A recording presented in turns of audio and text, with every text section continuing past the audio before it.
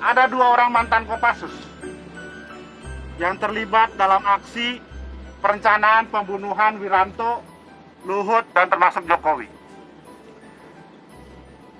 Saya bertemu dengan mereka saat kami Pengadilan Negeri Jakarta Pusat. 2 orang itu mengakui, 2 orang itu bagian dari pasukannya Kiflan Zain. 2 orang itu mengakui bahwa mereka sudah menyiapkan senjata, sudah menyiapkan bom, sudah menyiapkan rencana matang untuk melakukan pembunuhan terhadap tokoh-tokoh. Tapi sayangnya rencana itu gagal karena WhatsApp Kiflan Zain diretas. Itu yang saya dapatkan. Tapi apa yang terjadi? Apakah mereka dikenai pasal makar? Tidak. Yang mereka kena adalah Undang-Undang Darurat Kepemilikan Senjata, bukan pasal makar. Jadi sekarang pasal makar digunakan oleh aparat dan juga negara ini, pemerintah sekarang, untuk membungkam. Terlepas Anda pegang bendera bintang kejora atau tidak pegang bendera bintang kejora. Saya misalnya, saat aksi tanggal 28 Agustus, saya sama sekali tidak pegang bendera bintang kejora. Saya tidak merencanakan, saya tidak mengusulkan, saya tidak memberikan ide atau apapun. Saya anggap itu sebagai inisiatif dari kawan-kawan. Sesuatu yang saya lihat secara ekspresif spontan dari kemarahan kawan-kawan akibat dari ujaran kebencian rasisme, monyet, babi, anjing, asu, usir Papua, segala macam yang terjadi di Surabaya sana. Tapi apakah karena ada satu simbol itu berarti ada serangan terhadap Istana Presiden? Tidak ada. Apakah kami mendeklarasikan negara baru? Tidak. Kami tidak mendeklarasikan negara baru. Adapun tuntutan referendum adalah menuntut kepada pemerintah. You mau atau tidak ya, itu urusan pemerintah. Beradaan saya di situ masuk dikenai pasal makar. Jadi pasal makar sekarang sudah dijadikan hantu yang menakutkan. Sebagaimana hantu yang menakutkan itu adalah OPM atau PKI gitu. Kemudian kita tidak boleh bersolidaritas sama orang lain karena besok Anda dikenai pasal makar. Teman-teman, bersolidaritas terhadap orang Papua ini berat.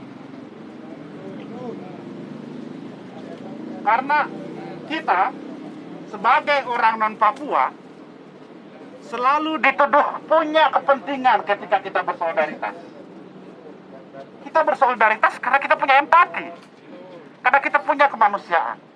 Selama saya menjadi aktivis, saya ditangkap 5 kali. 1 kali ini, yang terakhir ini saya masuk penjara. Yang pertama, dari 5 kali itu 4 kalinya adalah karena isu Papua. Tahun 2011 saya baru mengangkat megafon 1 menit dan langsung ditangkap. Kenapa? Karena mindset kepala aparat kita adalah Anda membela orang Papua, Anda bersolidaritas terhadap orang Papua, Anda adalah pengkhianat. Mindset aparat begitu. Nah, kita sebagai warga punya hak untuk berbeda pandangan dengan negara. Sebab negara ini bukan milik Jokowi, bukan milik Bambang Susatyo, bukan milik DPR, MPR, tapi ini milik kita. Kalau Anda tidak membiarkan kami berbeda pandangan, nyatakan bahwa Anda adalah tirani. Kalau kita diam terus-menerus terhadap pemberlakuan pasal makar ini, maka jangan salah, besok Anda juga akan dikenai pasal ini karena Anda mengkritik pemerintah. Besok Anda akan dipenjarakan karena Anda men-tweet kritikan terhadap pemerintah. Besok Anda akan dipenjarakan karena Anda berdemonstrasi. Besok Anda akan masuk penjara, Anda pun bisa menjadi barisan tapol. Atau mungkin tidak disebut tapol, tetapi dikriminalisasi, dikenai pasal ini itu segala macam, dan Anda tidak bisa bicara. Jangan berpikir terlalu tinggi tentang perubahan yang lebih baik kalau Anda tidak bisa bicara. Kalau Anda tidak mempertahankan hak Anda untuk berbicara, hak Anda untuk berbeda pandangan, hak Anda untuk mengkritik.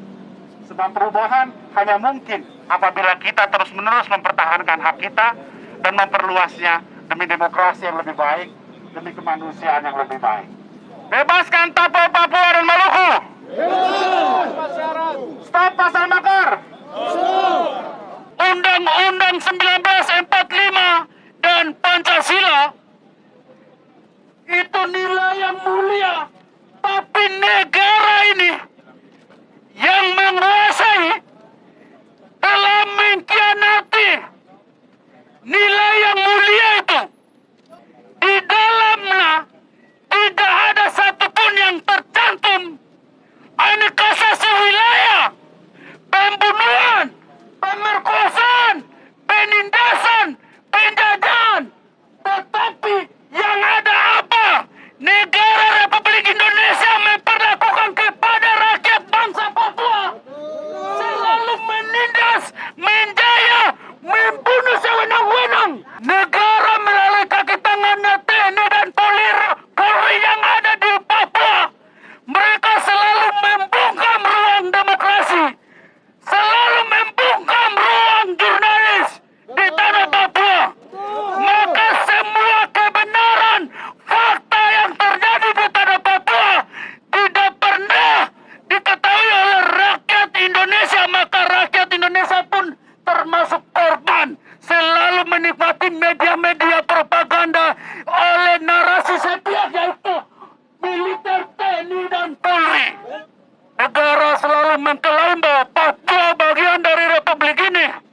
Tetapi saya mau mengatakan bahwa negara ini tidak pernah memperlakukan manusianya sebagai warga negara yang layak hidup. Kami diperlakukan sebagai binatang, sebagai buruan mereka. Kami dibunuh, kami pun diusir dari tanah dan negeri kami sendiri. Hari ini beberapa kabupaten seperti Nduga, Intan Jaya, Timika, masyarakat yang punya rumah sendiri, yang punya tanah, yang punya tempat tinggal itu, mereka ada di hutan-hutan sana. Karena ada operasi militer yang besar-besaran terjadi di Papua yang tidak diketahui oleh rakyat Indonesia. Orang-orang yang kritik saya dikenakan pasal Undang-Undang ITE, lalu naik ke makar. Untuk beberapa media yang meliput tentang Papua, saya resah, saya pribadi resah. Melihat media melakukan wawancara, narasumbernya selalu aparat, tidak pernah dari perspektif Papua itu sendiri. Di mana suara rakyat Papua di sini? Aksi ini adalah aksi untuk menyuarakan Papua. Maka bagi media, tolong suarakanlah orang-orang yang marginal di sini, terutama Papua. Giliran orang Papua yang berbicara, malah dikenai pasal makar. Ada yang berstatus di Facebook, dikenai pasal makar. UTE pula. Di mana penegakan hukum di negeri ini? Saya di sini untuk bersolidaritas bersama kawan-kawan lainnya.